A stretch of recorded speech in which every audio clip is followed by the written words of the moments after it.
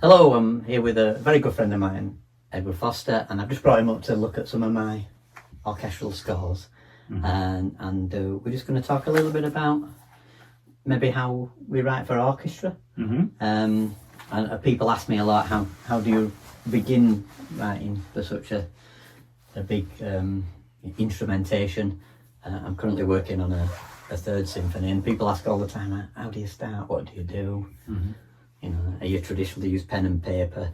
What influences you? You know, what do you look for? So, yeah, do you want to ask a few? Yeah, things? sure. Well, I've got a bit of Vaughan Williams in my hand here, and you said this symphony number 5.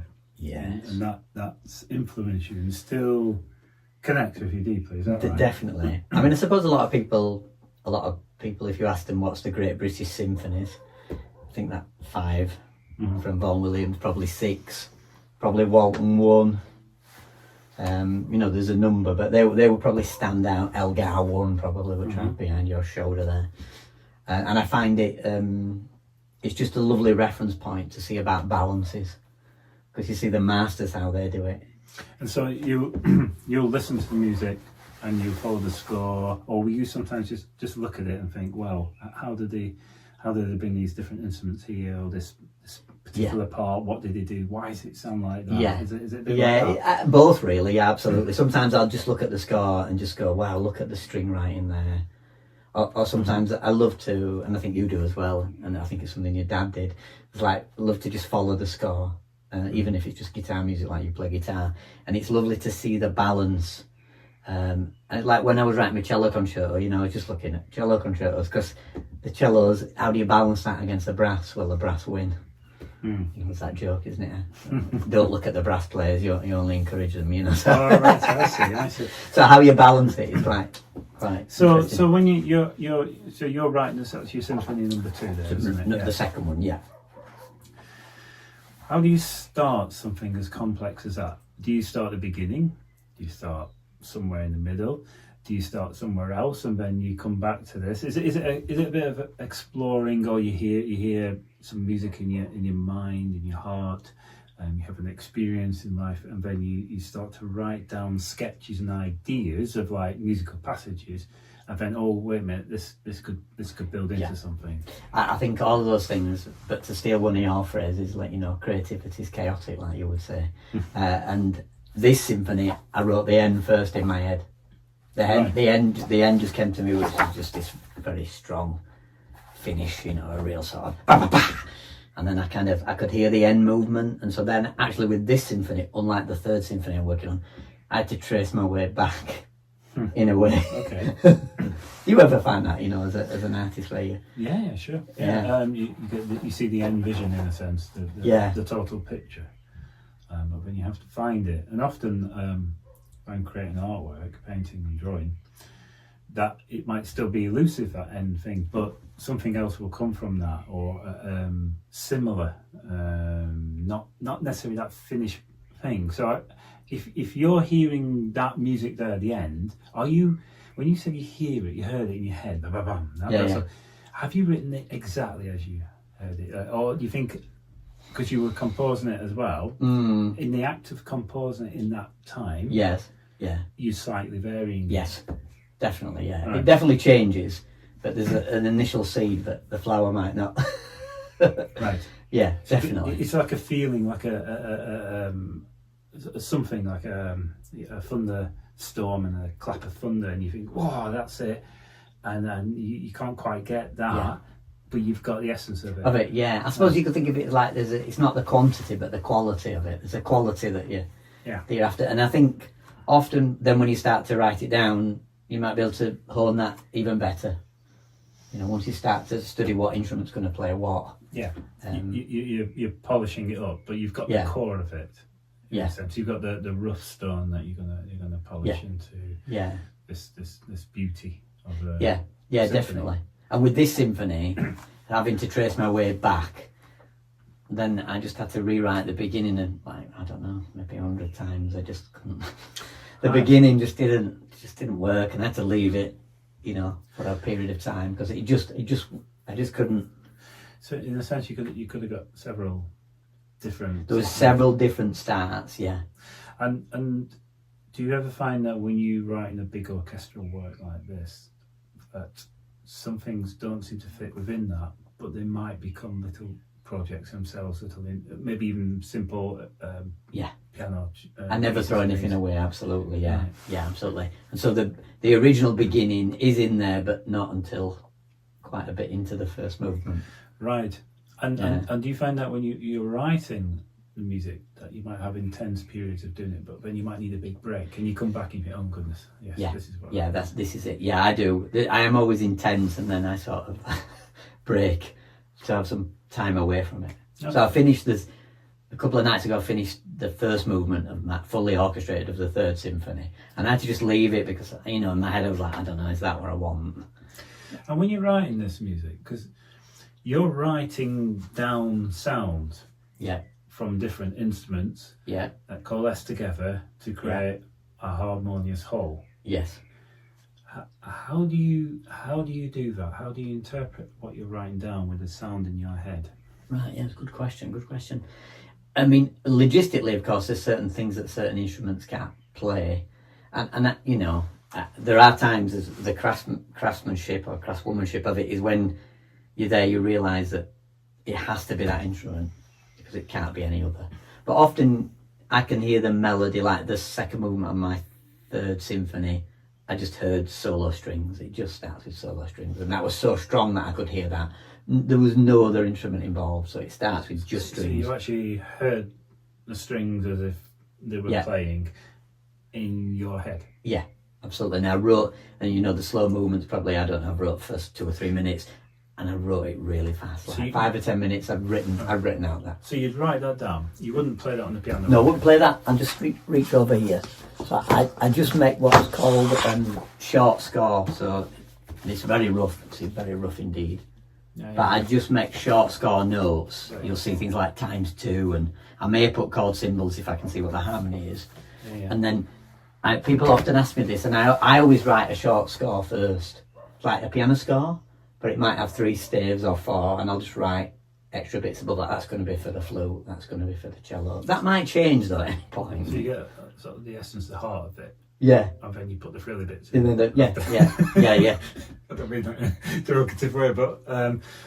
it's a bit like building an house and then you decorate the rooms, you know what I mean? It's like, once it's built, and then there will be logistical issues about, well, the balance is a problem there, or which instrument's doubling with it. There's traditional things in orchestra where the bassoon may double with the cello, for example, to push through the sound. So you might be tied by ranges and certain ranges as well. So there are limitations within that. But I guess if you're writing for a full orchestra, there might be a passage you really want in, but it only might work with a few instruments. So those few instruments would take over that bit. Absolutely. And then other ones might come in. Yeah, I think a lot with my students, I always say to them, it's not, it's like you don't have to write for everybody. Everything starts and it's off. You're just going to get, it's a bit like colours, isn't it? If you get all the colours together and mix, you're going to get brown out if it's all muddy. Get a mess. Yes. Get a mess. So you've got to be really careful. So yeah, there's times, even if you can see, even if I just turn this, you can see that there's like, this symphony starts it's sparse. It starts with basically just low strings. Yeah. But then there'll be times, of course, and there's times when everything is in. That's going to be a big sound. That's a big sound. So balancing that kind of sound, it's wonderful. But it's very hard work. And it's very time consuming. I can imagine, and there'll be a lot of going over and over and over things, and then if you have a break from it for a while, you might come back with a slightly different mindset and feel about it. And also you forget about it, that's the trouble. Like you have to then go through it again and try and think of all the subjects. Because as a composer, I don't want what Vaughan Williams used to say, I don't want one damn thing after another. So I'm trying to bind the listener at least with some phrases that they may have heard earlier on. Right, so there's repetition of familiar phrases that come back that if you listen to music, you wait for them to come back, don't you? It might not be exactly the same. No, they'll be disguised. Yeah.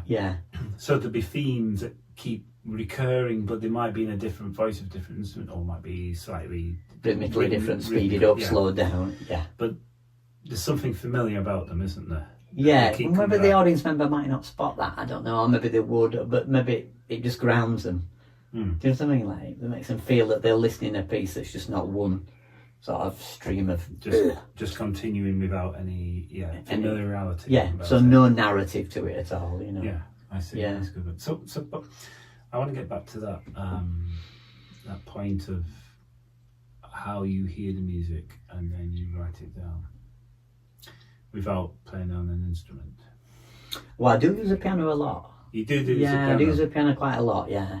Must admit, I constantly try things on the piano. Not all the time, but quite a lot of the time I would say I use the piano. Yeah. So you grasp something in your mind and then you go to the piano and you just check it on that, and then you might sketch it down like you do. Yeah. And then you come back and refine it, and you might do that on the piano. Yeah, I'll do that on the piano. Obviously, the problem some of my students have is they write piano music for orchestra, which doesn't work, So the piano, you might see me going bang, bang, bang, bang. I haven't got enough fingers. And then you go, right, yeah, I think that'll work. I mean, these computer programs play the music back for you, and I do use that, but they're not this very wooden. It's very mechanical, but it's very good for a context of hearing a sound. And there is, I mean, sometimes I haven't done this with the Third Symphony, but because I'm an improviser, sometimes I'll write a string passage and I know I want a flute melody. Because I'm an improviser, sometimes because of the power of these computer programs, I'll just run the strings recording and I'll record the flute and I'll just improvise 5 flute lines.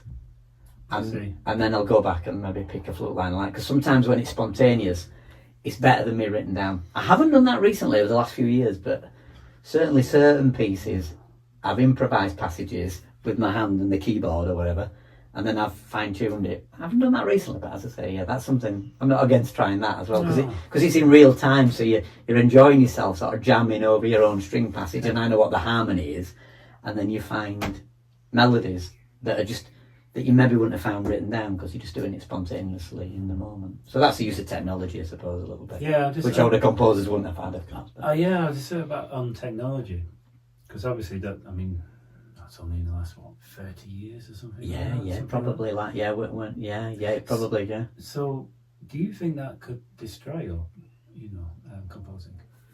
I find it harnesses with me being an improviser that I can kind of do that, but I think the problem is, again, going back to my students, they think that when they hear it on Sibelius, that's how it's going to sound in an orchestra, and often I have to say to them, look, that instrument won't cut through with your trombones and your trumpets doing that, although you've slid the sliders up, But what about, could it be that they go and write on the programs, first of all, without actually hearing the music or visualising I'm sure they probably do, yes. It's the last thing I do. I like the pencil and paper, so I like to sketch down my ideas, and I think that the computer can get in the way.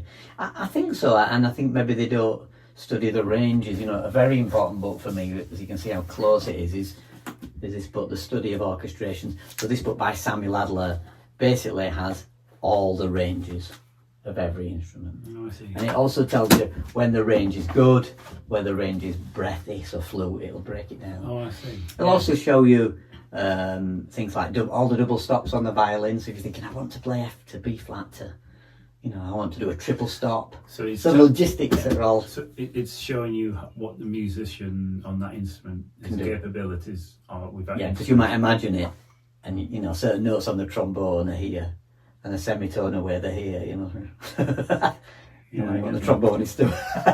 You've got to be really careful. So your method is quite old-fashioned. I don't mean that in a negative way, but it's more of what the composers would have done it from the mind and then get on to your instrument. Yeah. Which is piano. Often, I guess composers would often use. I think most, if you see anybody like William Walton, they're all sort of banging on the piano. It's just a context in which you can hear a sound. I know one or two did use a guitar, didn't they? Yeah, there was one or two, but I think most, even if they don't play piano, keyboard. Or a keyboard, and I have a keyboard just off camera here that I use just for because it's there, isn't it? You can see it all, and if you're not a competent piano player, as long as you can get the notes out and work it out, for that. So composers would have that, something like that. They'd have the mind, imagination, the knowledge, the experience, but also then they would have their instrument, which would often be a keyboard, which would help them to sort of diagnose and get it down. Absolutely. And then you've obviously got to learn about balances of woodwind against brass, doublings where certain melodies can be doubled with strings, different extended techniques, different bowing.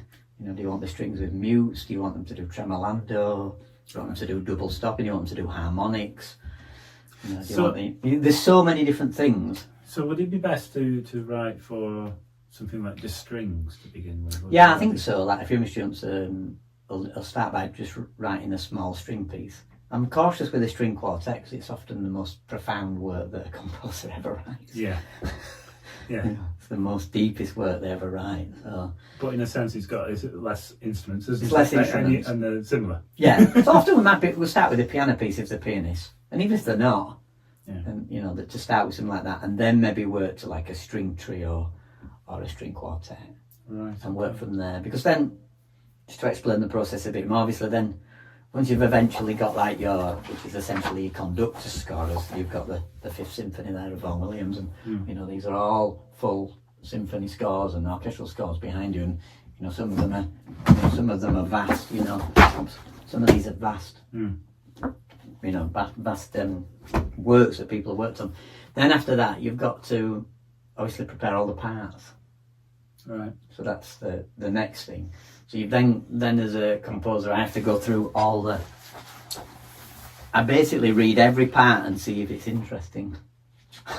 Okay. So then I go through and read all the flute line, and I'll see what it's going to be interesting for the first flute, the second flute. Obviously, you know, it's not really a democracy, and there's times when they can't all be playing, but you've got to keep their interest. Oh, I see. So you got yeah. Because if you're bored, if you're counting 200 bars before you go bap bap, yeah, you're not going to be that interested in Paul Wilkinson's piece, you know. No, how interesting that sounds. Yeah, so you've got to be careful with that. I suppose someone like the conductor might pick up on things as well. Yeah, there's a bit of work with conductors. Yeah, well, I mean, they bring the piece to life, don't they? You know, yeah. It's wonderful at that. But they might suggest things if there's certain things like that. Yeah, they may do. I mean, you know, as a composer, you're very specific when you want a unison melody played by both flutes. But then you might have a flute part that's in two parts. So the second flute player plays a lower part, or vice versa. You know, you generally have two flutes, two clarinets. But I mean, of course, in some orchestras you'll have much more. You know. Yeah. You know, so there's all these things to consider, and then when you do the parts, you need to put cues in so that if you're sat next to you're a clarinet player and you're near the oboe, if you could just put mark on the score that, you know, the oboe comes in just before your part at bar 53. It's very helpful. I see. So they hear. So that gives them a guide. Yeah, even though the conductor will be there to help, but you know. Yeah, to have that as well, isn't it? Yeah. So it's really important that if you're a composer that your parts look good. There's nothing worse than having bad parts, because the orchestra will let you know. That should be and you'll be uncomfortable. Something worse than having bad parts. You can't have bad parts. I know, because I've been there where, you know, people say, well, can't do this. What, you know, like, so you have to let the player in. Yeah, of course. That's really important. No, that's thanks great. for that, yeah, no, thanks for that. And I hope that's maybe helped a few people who are interested in starting the journey of writing for maybe small groups to start with, and then. And also for those who just listen and wonder how these amazing organic things come about, you know, just a little insight into the process of it. Yeah. You know, it starts with the magic and then the practicalities come in a sense, and it's just building it all together so it works well. Yeah. Well, thanks for that. Next time it'll be me talking to you about your art, I'm sure. So. Okay. Thanks so much. Bye for now.